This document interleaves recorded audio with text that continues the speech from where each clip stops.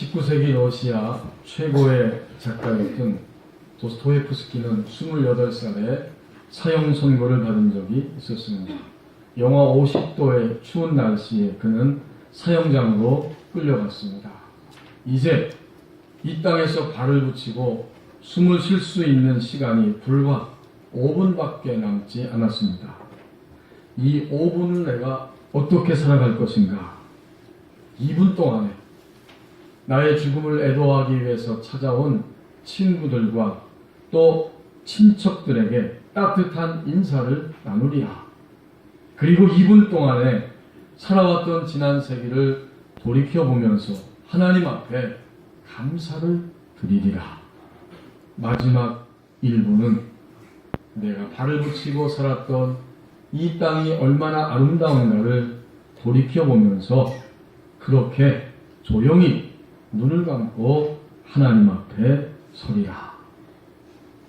도스토옙스키는 2분 동안 친척, 친지들과 따뜻한 인사를 나누었습니다.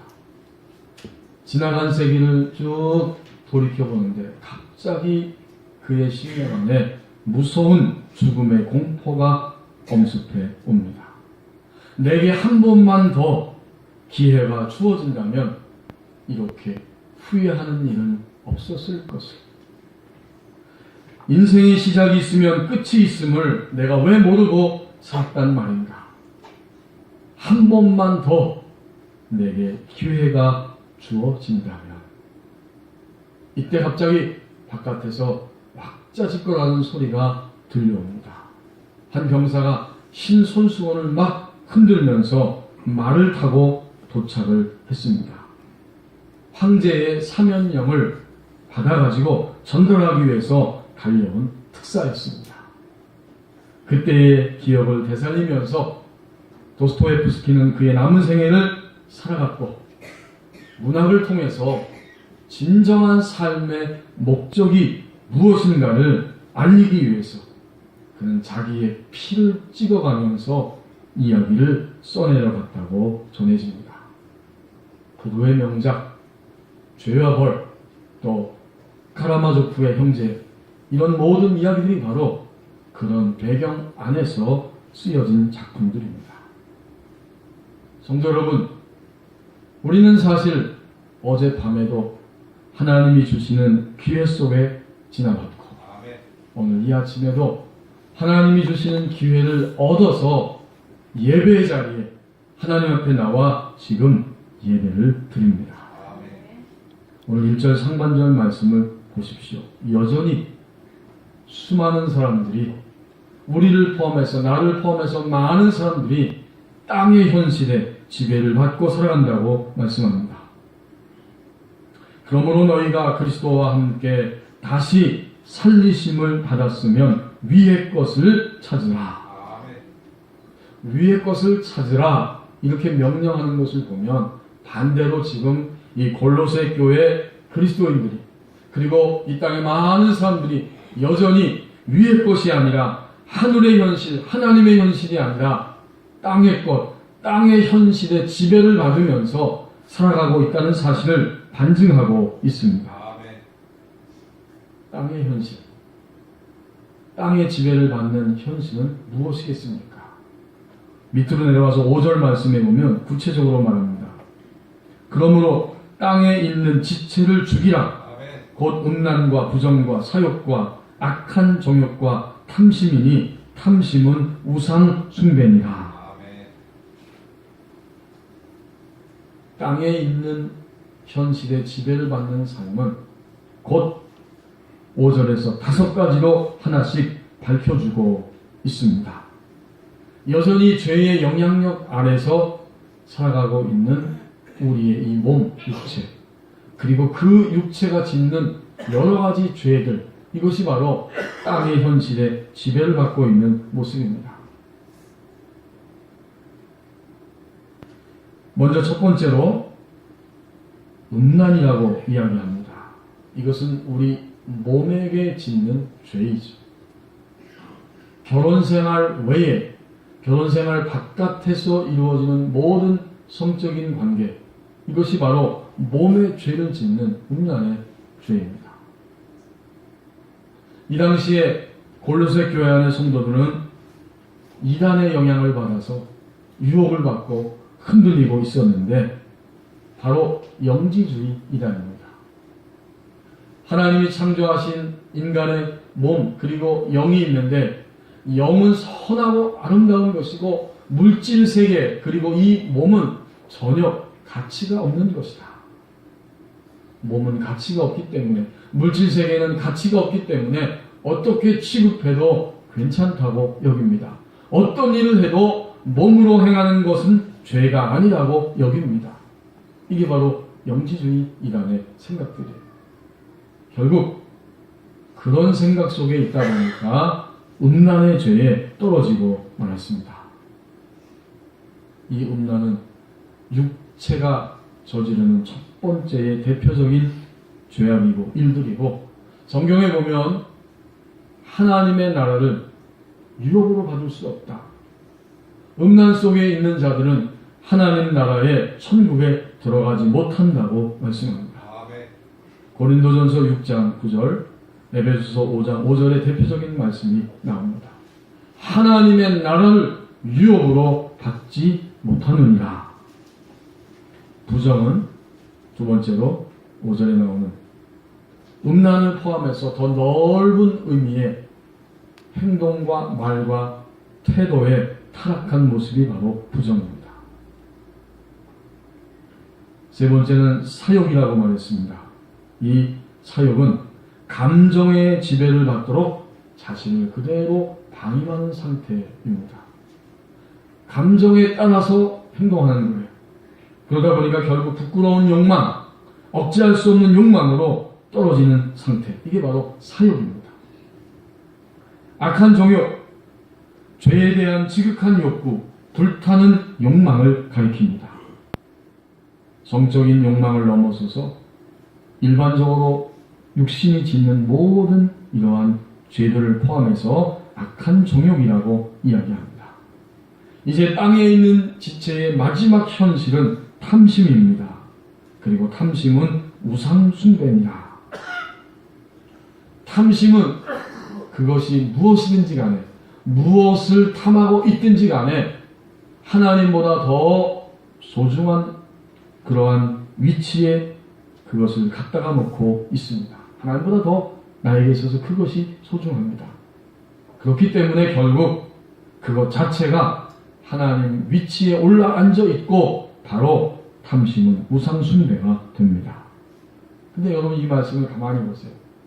땅에 있는 이 지체, 땅의 현실은 겉으로 뚜렷하게 드러나는 것으로부터 시작해서 점점 우리의 내면 안으로 파고 들어옵니다.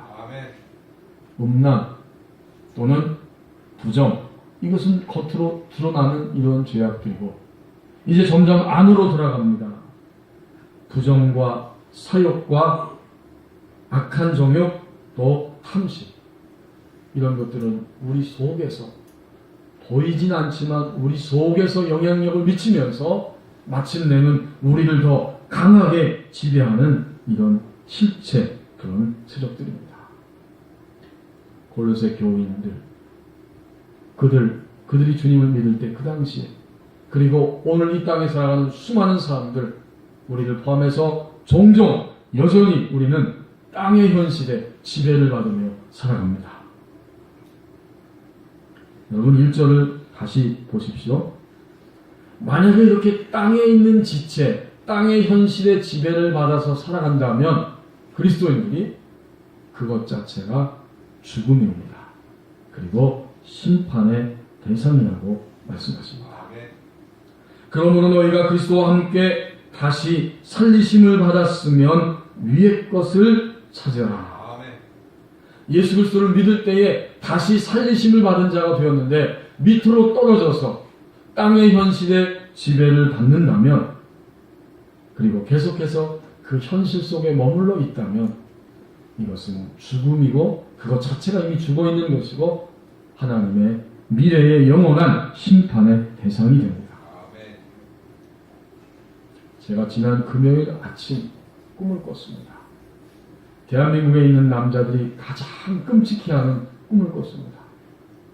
아침에 꿈을 꿨는데 제가 다시 군복을 입고 군대 가기 위해서 대기하고 있습니다. 잠시 후에 여러 남자들과 함께 대기하고 있는데 저쪽에서 수송 차량, 군용 차량, 그 버스가 큰 게 한 대가 오는 겁니다. 야, 이제 저걸 타면 나는 군대 가는구나. 근데 가만히 보니까 나는 가족들이 있고요.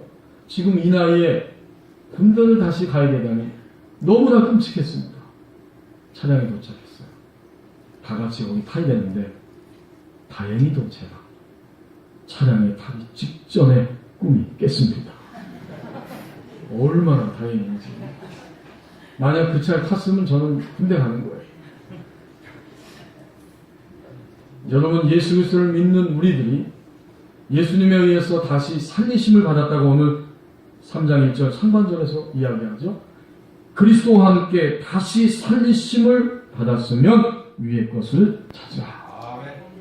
이러한 우리들이 다시 밑으로 떨어져서 땅에 있는 현실, 땅에 있는 지체의 영향력과 억압과 지배를 받으면서 살아간다면 이것은 죽음과 같은 고통입니다. 그리고 이미 그런 생활은 죽어있는 상태입니다.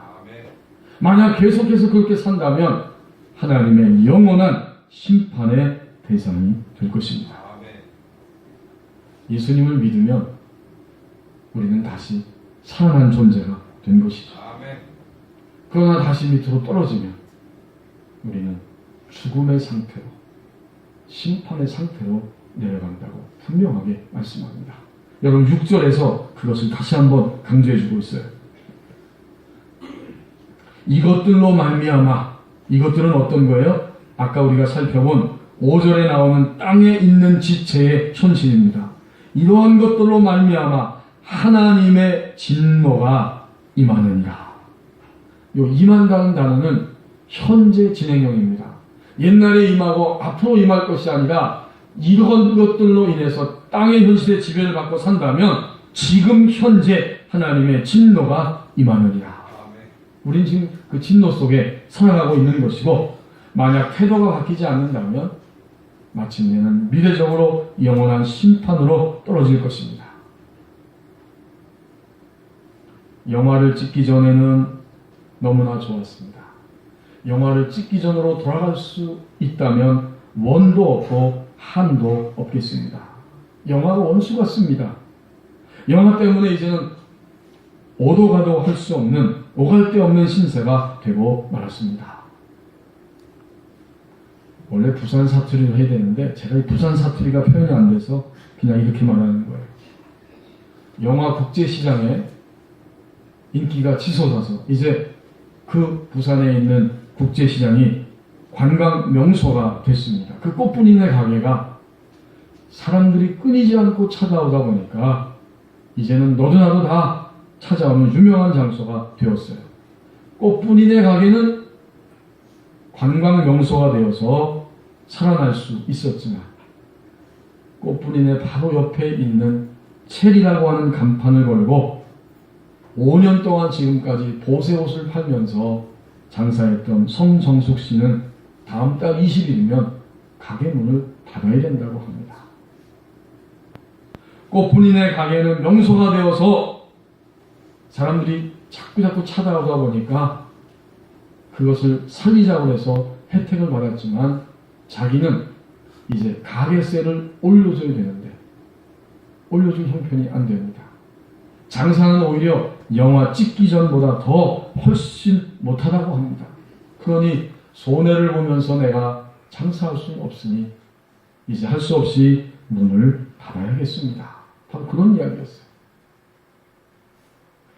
만약 그리스도인들이 충분히 건강하게 살 수 있고 충분히 자유하게 살 수 있고 얼마든지 하나님의 그 능력 안에서 땅의 현실의 지배를 받지 않고 공격을 받지 않고 억압당하지 않고 상하지 아니하고 끊임없이 자유를 만끽하며 살 수 있는 길이 열려져 있음에도 불구하고 여전히 그의 몸과 마음과 감정과 의지와 생각, 언어 이런 것들이 땅의 지체, 땅에 있는 지체, 땅의 현실의 지배를 받는다면 이것은 손해보며 사는 인생입니다.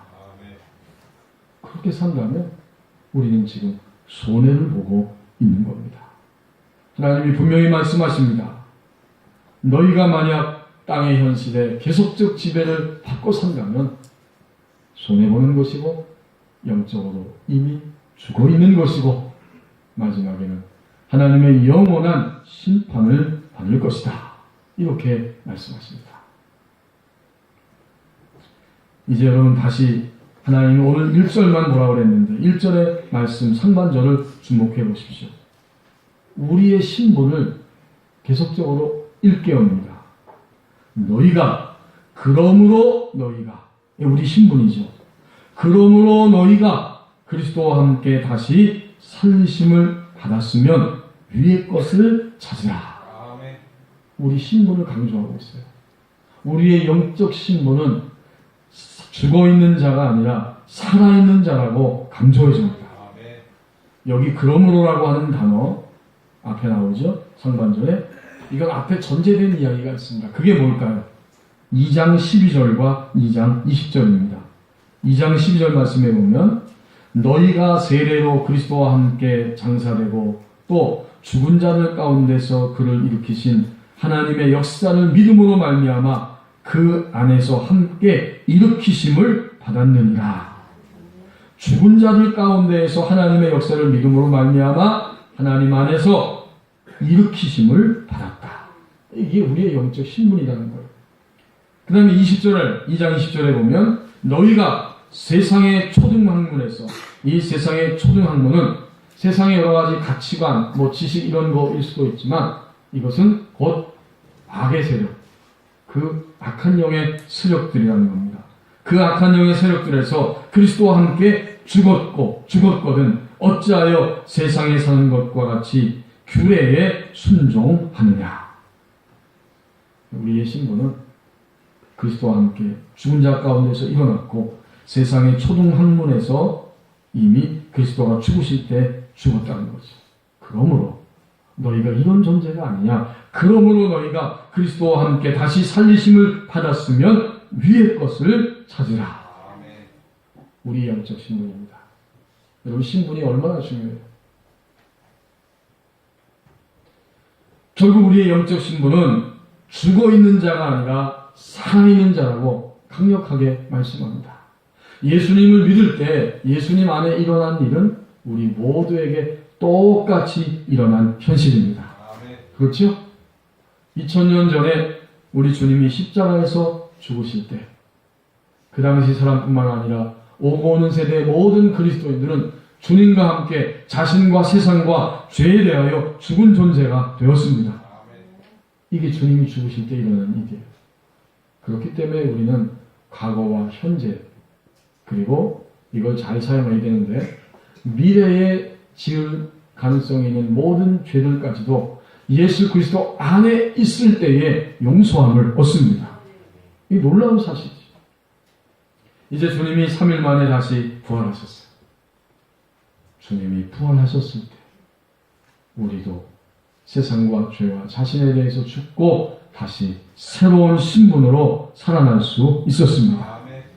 그러니까 너희가 그리스도와 함께 다시 살리심을 받았다. 이 말씀은 우리의 영적 신분을 그대로 보여주시는 말씀입니다.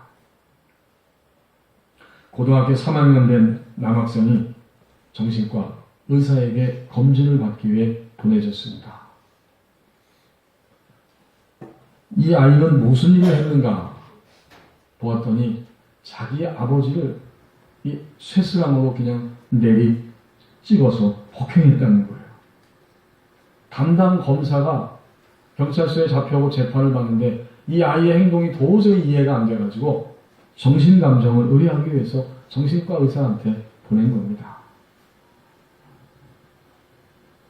보통 사람이 아무리 폭력을 쓰고 좀 이렇게 끔찍한 일을 행할 수도 있지만 피 흘리는 모습을 보면 마음에 좀 가책을 받아야 되는데 이 아이는 자기 아버지를 그 쇠스랑으로 찍어서 폭력을 행하고 아버지가 피를 철철 흘리는데도 전혀 마음에 죄책감이 없다는 거예요.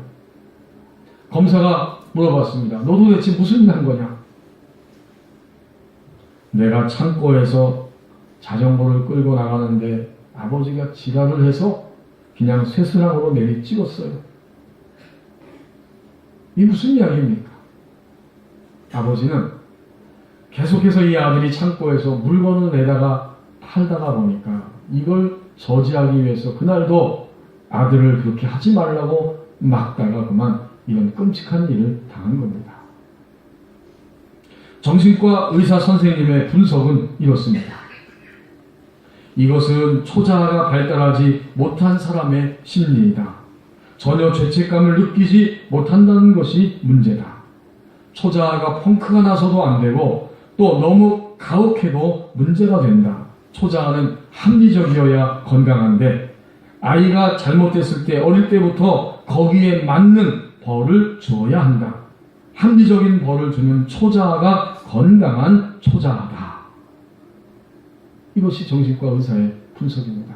쉽게 말하면 어릴 때부터 우리 안에 있는 자기 감시 또 자기 감독하는 기능, 양심적인 판단을 갖는 이 기능인 초자아가 올바로 형성이 되어야만 했는데 이 아이는 그것이 형성이 안 됐다는 거예요. 그것이 올바로 형성이 되어야 성장하고 자라면서 나이에 맞는 신분에 맞는 행동이 나온다는 이야기입니다. 신분이 이렇게 중요해요. 오늘 분명히 하나님께서 말씀하십니다. 우리의 신분은 땅에 있는 지체, 땅에 있는 현실에 지배를 받으며 공격을 받으며 억압받고 시달리면서 사는 것이 그리스도인의 신분이 결코 아니다. 예수 그리스도와 함께 다시 살아있는 자가 되었습니다. 이것이 우리 그리스도인의 신분에 맞는 삶입니다. 그래서 오늘 결론적으로 하나님께서 말씀하십니다. 그렇다면 우리 그리스도인들은 신분에 맞는 삶이 무엇이냐? 바로 위의 것을 추구하는 자가 되라고 말씀하십니다. 이것이 우리 신분에 맞는 생활입니다. 위의 게 뭘까요? 위의 것은 땅에 있는 현실, 땅에 있는 그러한 지체의 모습, 이것과 반대되는 하나님의 현실, 하나님의 그 현실, 하늘의 현실, 그리고 새로운 세대의 모습을 가지고 살아가는 모습입니다. 우리의 몸의 욕구, 또 우리의 지정의의 감정, 이런 욕구에 의해서 사는 것이 아니고 결코 하나님의 요구에 의해서 점점 살아가는 모습, 이것이 바로 위에 있는 것을 추구하는 자의 모습입니다. 찾으라고 하는 말은 그냥 단순히 찾으라는 단어가 아닙니다. 아주 열심히 끈질기게 추구하라. 그리고 이 단어는 현재 명령력입니다. 다음에 하고 이 다음에 하고 내가 더 잘되면 하는 것이 아니라 지금 현재 즉시로 하늘에 있는 위에 있는 것들을 추구하는 자가 되라고 하는 현재 명령형입니다. 우리 그리스도인의 현실이 이거예요. 지금 현재 즉시로 어젯밤까지 오늘 아침까지 아니어서 그렇게 하지 못했을지라도 이 시간 나와서 예배하는 지금 즉시 이제 나는 더 이상 내 몸의 충동과 욕구와 내가 알고 있는 지정의와 감정과 기분에 따라서 움직이는 것이 아니라 하나님의 요구에 의해서 따라가기를 원합니다. 이런 삶이 위의 것을 추구하는 자의 모습입니다. 이것은 내가 개인적으로 가정 안에서 새로워지는 것입니다. 또 나의 직장의 일터 속에서 사람들과의 관계가 새로워지는 것입니다. 그리고 더 나아가서는 사회와 국가의 관계 속에서 우리는 진정으로 하나님의 진리를 행하는 바로 이러한 모습입니다. 그것이 3장 나머지 부분에서 쭉 끝까지 나오는 말씀들입니다. 가정 안에서 자신의 모습, 사람들과의 관계에서 자기의 모습, 그리고 사회와 국가와의 관계에서 우리가 해야 할 모습들, 전혀 새로운 가치와 새로운 세대의 모습으로 살아가는 것, 이것이 바로 위의 것을 추구하는 자의 모습입니다. 어떻게 그렇게 우리가 살 수 있을까요? 그것이 어떻게 가능합니까? 오늘 본문의 말씀 1절 하반절에 보면 예수 그리스도께서 그렇게 사셨다고 말씀합니다. 그리고 지금도 그리스도께서는 그런 현실 속에 계시다고 말씀합니다. 위의 것을 찾으라. 거기가 어디예요? 바로 위의 것의 현실이 나타나는 장소, 하나님 나라입니다. 위의 것을 찾으라. 거기는 그리스도께서 하나님 우편에 앉아 계시느니라. 그리스도께서 이 땅에 오셔서 위의 것의 현실을 보여주셨고 이제 부활하시고 승천하셔서 영광의 보좌에 앉아 계시면서 거기서 지금도 땅의 현실의 지배를 받는 이 모든 사람들과 나라와 국가와 우주 전체를 하나님의 현실로 하나님 보좌 우편에 앉아서 통치하고 다스리고 계십니다. 그리스도가 거기서 그렇게 하고 있는 거예요.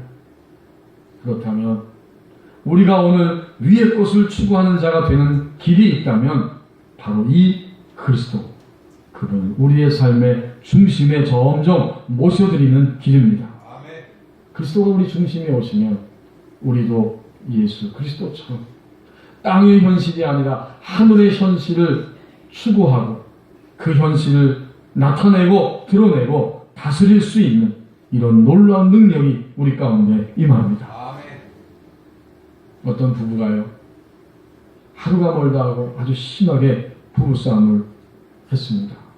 계속 싸우고 있어요. 남편이 화가 나니까 부인을 막 때리고 폭력을 행사합니다. 도저히 살 수 없어요. 아내는 계속 얻어맞으면서도 이혼하지 않고 끝까지 가정을 지키려고 합니다. 그 이유가 어딨나 봤더니 바로 딸 때문에 딸이 태어났는데 이 아이가 태어나서 몸에 병이 있더니 점점 시간이 지나면서 몸이 자라지 않고 난장이가 되고 말았습니다. 이 남편은 너무 화가 나가지고 이것은 당신 때문이다 하고 모든 책임을 아내에게 돌려버렸습니다. 그리고 이 아이가 부끄럽고 수치스러우니까 어린이집, 유치원도 안 보내고 그냥 집안에 계속 데리고 그렇게 키우고 있는 거예요. 바로 그 아이 때문에 계속해서 남편이 아내에게 폭력을 행사하고 아내는 일방적으로 아픔을 당하면서도 아이가 불쌍해서 그렇게 끌어안고 있다는 그런 이야기를 제가 분명히 들었습니다. 여러분, 이게 뭘까요? 이것이 바로 땅에 있는 우리의 삶의 현실입니다. 여기서 위의 것을 추구한다면, 그리스도께서 하신 대로 위의 것을 추구한다면 어떤 방식으로 우리의 삶이 나가야만 하겠습니까? 만약 그 남편과 아내가 주님을 영접하고 그리스도인이 된다면 모든 생명은 하나님의 손안에 있고 하나님이 이 땅에 보내실 때 반드시 주권자 되시는, 통치하시는 하나님의 뜻이 있다는 사실을 믿게 될 것입니다. 그때 그 부부는 하나님께서 비록 이런 장애가 있는 아이로 태어나게 하셨지만 이 아이에게 향하신 하나님의 선한 뜻이 반드시 있을 것이라고 깨닫고 믿기 시작합니다. 그러면 점점 짐을 내려놓고 모든 초점을 우리의 몸의 욕구와 우리 지정의 판단에 있지 아니하고 하나님의 뜻과 하나님의 판단과 하나님의 요구를 향해 초점을 맞추게 될 것입니다.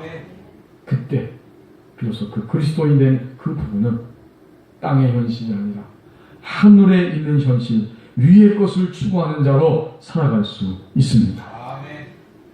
성도 여러분, 오늘도 우리는 두 가지 현실 속에 있습니다. 땅에 있는 지체의 현실, 땅에 있는 현실에 지배를 받으면서 살아갑니다. 이것은 그리스도인의 경우에는 손해를 보는 것입니다. 우리의 영적 신분은 죽어있는 자가 아니라 살아있는 자입니다. 만약 계속해서 땅의 현실에 지배를 받는다면 하나님 앞에 영적으로 이미 죽은 자, 하나님의 심판과 진노 아래 있습니다. 또 하나의 현실은 바로 위에 있는 것을 추구하는 현실입니다. 아멘. 이제 모든 것을 넘어서면서 주님이 우리 안에 주인 되서 우리 주님의 요구에 점점 초점을 맞추면서 살아갈 때 우리는 위에 있는 현실, 위의 것을 추구하는 자로 살아갈 수 있습니다. 아멘. 기도하겠습니다.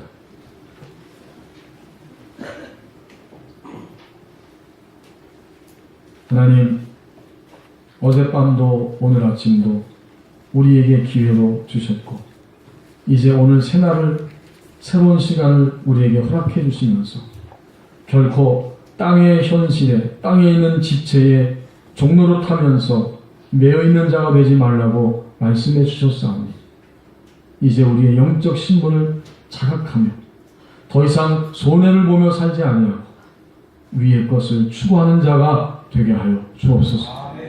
모든 윤리적 도덕적 선하고 아름다운 삶을 살게 하시고 그것을 넘어서서 정말 주님이 요구하시는 그 말씀에 초점을 맞춤으로 위의 것을 추구하는 매일매일의 삶이 되게 하여 주옵소서. 이 모든 말씀을 예수님의 이름으로 기도하옵나이다. 아멘.